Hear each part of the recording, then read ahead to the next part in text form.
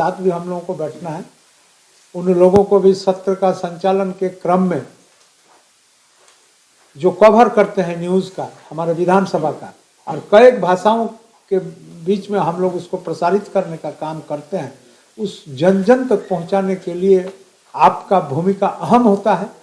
और इसलिए आप लोगों के साथ भी बैठक होना है।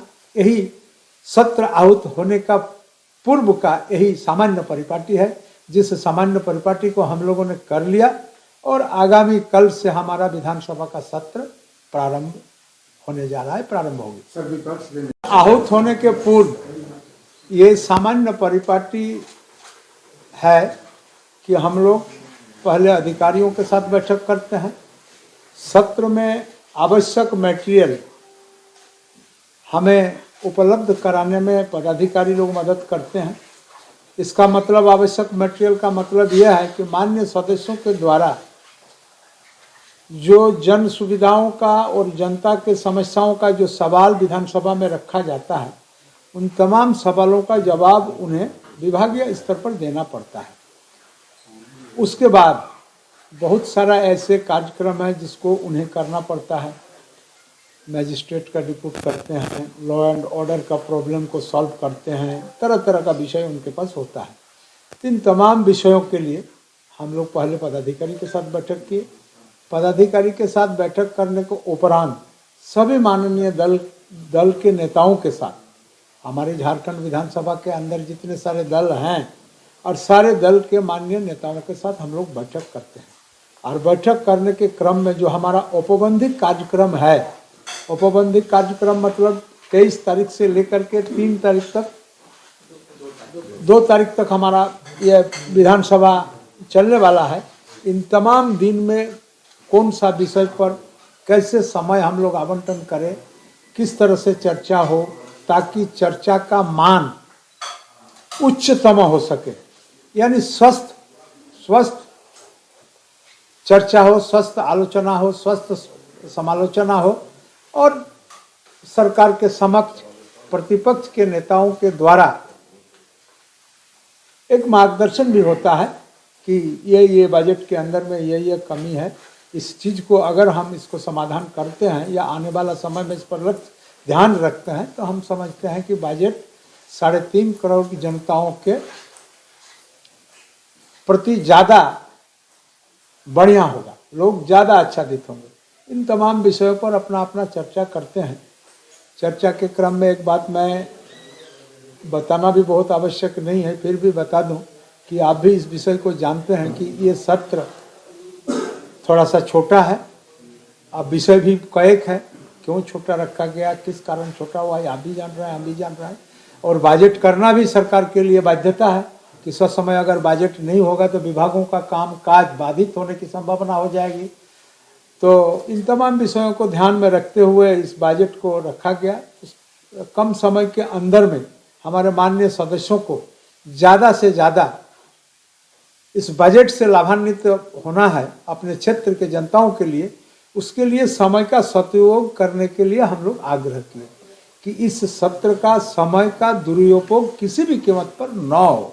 हम लोग इस छोटे से सत्र कोई एक सार्थक सत्र के रूप में कैसे मनाएं, इस विषय में भी चर्चा हुआ। लोगों ने अपना अपना सुझाव दिए, हम लोगों ने भी इस सुझाव को ग्रहण किया और आने वाला समय में इस सुझाव के प्रति हम लोग क्या कर सकते हैं, क्या नहीं कर सकते हैं, नियम और कानून के मुताबिक बात ये सुझाव में समय बढ़ाने को लेकर हाँ, ये बात भी आई। इस बात को भी बड़ा सत्र हो, जो मुद्दे हैं वो तो जनता के आएंगे ही आएंगे। एक तो इनको जवाब देना पड़ेगा भाई किस कारण से 5 साल का जनादेश को 4 साल में इन्होंने खोया है और इस्तीफा देना पड़ा है। आप कुछ भी एलिगेशन बीजेपी पे लगा दिए, एजेंसियों पे लगा दिए, लेकिन ये हकीकत है कि आपको इतने महंगे वकीलों को लाने के बाद भी देश के, वो भी पैसा जो है टैक्स पेयर झारखंड के पैसा से आपने विरह करवाया, उसके बाद भी आपको राहत नहीं मिली। इसका मतलब में आपने गड़बड़ियाँ की थी, तो गड़बड़ियाँ क्या थी और उस पर ये वर्तमान सरकार क्या पक्ष रखती है, उस पर जांच का क्या स्थिति है। जेसीसी सीजीएल में जिस तरह से अपराध हुआ है, हम लोगों ने डे फर्स्ट से कहा है कि एसआईटी की जांच जो है वो छोटे मछलियों तक ही होगी। जब इसका दायरा बढ़ करके जो इसमें इन्वॉल्व लोग हैं, जो व्हाइट कॉलर तक हैं, जो मंत्रिमंडल तक जाता है, वहां तक जब इसके गिरबान हाथ पहुंचने लगेगा तो एसआईटी की जांच को या तो धीमी कर दिया जाएगा, इसको डाइवर्ट कर दिया जाएगा। इस पूरे मामले में न्याय बच्चों को और झारखंड को तब मिलेगा जब आप सीबीआई जांच की अनुशंसा करें। अगर चंपई सोरेन जी, माननीय मुख्यमंत्री जी, अगर झारखंड की जनता को न्याय दिलाना चाहते हैं, बच्चों को न्याय दिलाना चाहते हैं और उसमें अपने संजीदगी रखते हैं, तो उनको सीबीआई जांच की अनुशंसा करनी चाहिए। ऐसे तमाम मुद्दों को लेकर के, चाहे वो हमारे जेएसएससी के, जेईई के परीक्षार्थी हो या फिर कई एक दिनों से एमपीडब्ल्यू और कितने वर्कर जो है, सारे वर्कर आज जो सड़कों पर है, जिस सहायक शिक्षक का नाम देकर पारा शिक्षकों का आपने ढोल नगाड़ा बजवाया, आपने अबीर बंटवाए, आपने मिठाइयाँ बंटवाई, आज वो लोग भी सड़क पर हैं। तो झारखंड की सरकार सभी को ठग रही है। और सबसे मजेदार बात है, अब अबो आवास को लेकर के इनका पूरा फोकस है। अबो आवास की स्थिति ऐसी है कि ग्राम सभा में जो प्रायोरिटी दी गई, वो ग्राम सभा को इन्होंने खत्म कर दिया। 20-25 हजार रुपया लेकर के इन्होंने लाभुकों की सूची बनाई है। ग्राम प्रधानों का, ग्राम मुखियाओं का कोई उसमें भूमिका नहीं है।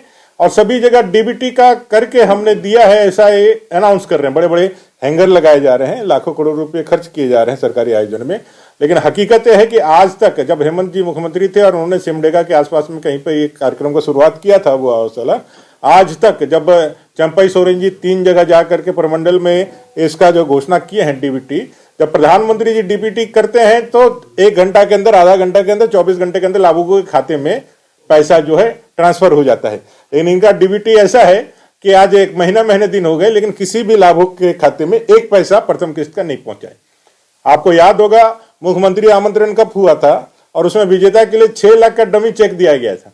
वो डमी चेक डमी ही रह गया है, आज तक उसके विजेता के खाते में 1 पैसा नहीं गया है। तो आप समझ सकते हैं, ये सरकार, ये गठबंधन का ही डीएनए ठग कर रहा है।